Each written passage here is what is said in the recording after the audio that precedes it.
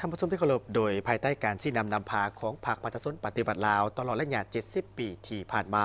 เหตุให้คะแนนโยธาธิการและขนส่งมีการขยายตัวแสดงออกมาฮอดปัจจุบันระบบต่างๆเส้นทางทั่วประเทศมีลวงยาวทั้งหมด 60,000 กิโลเมตรเพิ่มขึ้น 8 เท่าตัวและอันที่พ้นเด่นแมนการสำเร็จในการก่อสร้างและเปิดน้ำไส้ทางด่วนนครหลวงวิจันทร์วังเวียงก่อสร้างและเปิดน้ำไส้เส้นทางรถไฟลาวจีนตามวิสัยทัศน์ที่ว่า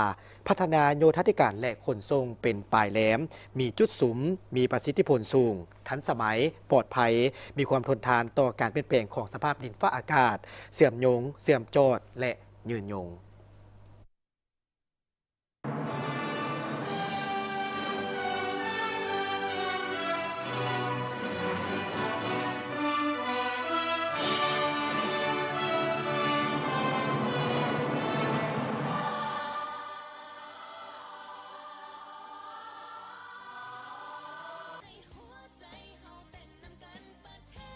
ท่านผู้ชมที่เคารพ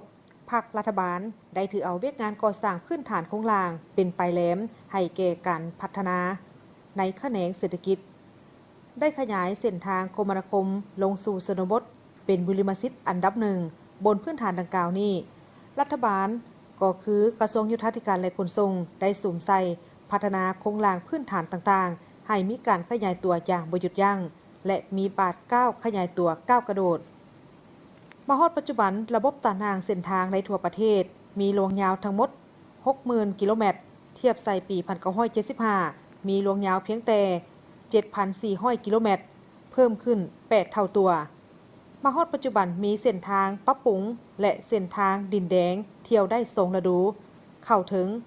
148 เมืองในขอบเขตทั่วประเทศได้เอาใจใส่พัฒนาบรรดาตานางคมนาคมขนส่งเชื่อมโยงเส้นทางภายในประเทศกับบรรดาประเทศใกล้เคียงตามแนวเศรษฐกิจในอนุภาคพื้นให้ได้มาตรฐานสากล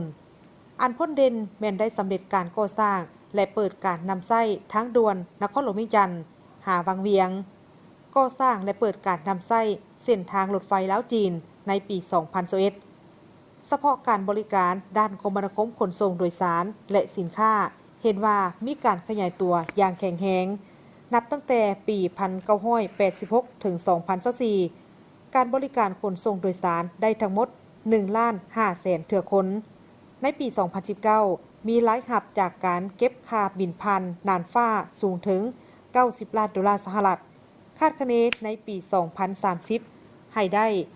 หลายกว่า$100 ล้านสหรัฐนอกนั้นยังสามารถสร้างรายหับได้จากการให้บริการด้านโลจิสติกส์เติมอีกงานขนส่งจะเป็นทางบกทางน้ำทางอากาศก็ถือว่าและทางรถไฟก็ได้มีการพัฒนาเป็นแต่ละบาทก้าวโดยเฉพาะนับแต่เปิดการแล่นรถไฟเนาะก็คือรถไฟลาวจีนแต่ถ่ายปี 2021 มาฮอดปัจจุบันนี้ก็ถือว่าการเพิ่มขึ้นการขนส่งโดยสารและสินค้านี่ก็ถือว่าแม่นเพิ่มขึ้นหลายมาฮอดปัจจุบันหมวดเฮาก็สามารถที่ว่าขนส่งทางรถไฟโดยเฉพาะแม่นโดยสารมาฮอดปัจจุบันนี้สามารถขนส่งได้หลายกว่า8ล้านเถื่อคนพร้อมนั้นการขนส่งสินค้าทางรถไฟมาฮอดปัจจุบันก็หลายกว่า9ล้านต้นเนาะถือว่าเฉลี่ยประมาณ10กว่าพันต้นต่อมื้อพร้อมนั้นเนาะเวียกงานขนส่งทางน้ำเนาะทางอากาศก็ถือว่ามีการขยายตัวเป็นก้าวๆซึ่งมาฮอดปัจจุบันนี้ว่าเราก็มีสนามบินและเดินบินร่วมกันแล้วประมาณ11 สนามบินในอันมี4 สนามบินเป็นสนามบินสากลม่วนท้ายปี 2025 นี้เนาะโดยเฉพาะเวียกงานครัวทางหมดเฮานี้เนาะโดยเฉพาะการเชื่อมโยงเชื่อมจอดนี้หมวดเฮาก็สำเร็จปีท่องเที่ยวปี 2024 เพราะฉะนั้นแหละคือหูและแขนงโยธาธิการคือแขนงคมนาคมขนส่งถือว่าเป็นปลายแหลมเนาะถือว่าสุกยู่กระตุกสุกยู่บรรดาแขนงการอื่นให้มีการพัฒนาเพราะฉะนั้นเราซุ่มใส่โดยเฉพาะการขนส่งผู้โดยสารและสินค้าทั้งภายในและเชื่อมจอดกับต่างประเทศทั้งบกทั้งน้ำทั้งอากาศถือว่าให้มีความลงเรียนและพยายามที่ว่าบำรุงรักษาสอดแปลงพื้นฐานโครงล่างให้อยู่ในสภาพที่รับใส่ประชาชนเนื่องในโอกาสวันสร้างตั้งพรรคประชาชนปฏิวัติลาวที่หมุนเวียนมาบรรจบครบรอบ70 ปีสหายงามประสงค์เมืองมณี รัฐมนตรีกระทรวงโยธาธิการและขนส่งได้ให้ทัศนะต่อวันสำคัญดังกล่าวว่าแม่นวันที่มีความหมายความสำคัญหลายในประวัติศาสตร์ของชาติลาวเฮาพอพวกเฮาทางชาติได้พร้อมกันทบทวนคืนและหวนคืนขบวนการต่อสู้ต้านจักรพรรดิผู้หุกหาญเพื่อญาติเอาเอกราชและอิสรภาพมาสู่ปฏิชนลาวและพร้อมทั้งยืนยันว่าการนำพาของพรรคปฏิชนปฏิวัติลาวเป็นปัจจัยพื้นฐานที่ตัดสินซี่ขาดกว่าหมู่และรับประกันทุกไสยชนะของภารกิจปฏิบัติของปฏิชนลาวบรรดาเผ่าและเห็นได้ถึงประวัติศาสตร์แห่งการต่อสู้อย่างทรหดอดทนต้านการหุกหาญอย่างต่อเนื่องจากพวกจักรพรรดิลาเมืองขึ้นทั้งแบบเก่าและแบบใหม่เพื่อญาติเอาเอกราชและอิสรภาพมาสู่ปฏิชนลาวทางชาติการกำเนิดของพรรคปฏิชนปฏิบัติลาวแม่นคันทุงน้ำหน้าเพื่อกำหนดแนวทางและบาทก้าวเดินของการปฏิบัติเป็นขีดหมายแห่งการขยายตัวอย่างกระโดดคันในประวัติศาสตร์ของการปฏิบัติลาวเป็นผู้รับผิดชอบอย่างสมบูรณ์ต่อชะตากรรมของชาติเพื่อนำพาภารกิจปกปักรักษาและสร้างสรรค์ประเทศชาติบูรณะระบอบประชาธิปไตยปฏิชนให้สมบูรณ์ยิ่งขึ้นและก้าวสู่จุดหมายสังคมนิยมเทื่อละก้าวอย่างนักแน่นหลังจากมีการนำพาของพรรคปฏิชนปฏิวัติลาวพร้อมโดยบทรายงานการเมืองฉบับทมิตรก็ถือว่าเป็นคันทุ่ง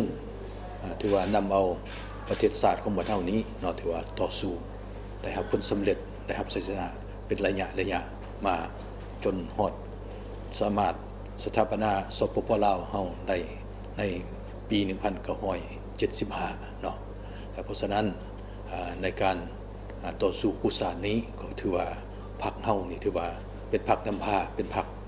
ส่วนสันกรรมกรซึ่งสามารถเป็นคันทุ่งนำพาต่อสู้กุศลจนประสบผลสำเร็จพอมันหลังจากปี 1975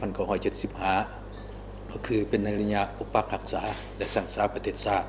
ซึ่งในปี 1986ก็มีแนวทางเปลี่ยนแปลงใหม่อันนี้ก็เป็นจุดหนึ่งที่ว่าเฮ็ดให้พรรคเฮาสามารถที่ว่านำพาโดยเฉพาะแม้นการจัดตั้งปฏิบัติแผนพัฒนาเศรษฐกิจอันสู่เศรษฐกิจการตลาดก็ตัวนี้เป็นบาทก้าวใหม่ที่ให้พรรคปฏิชนปฏิวัติลาวเฮาที่ว่าสามารถนำพาจนฮอดระยะพัฒนาสร้างสรรค์ประเทศชาติจนฮอดปัจจุบัน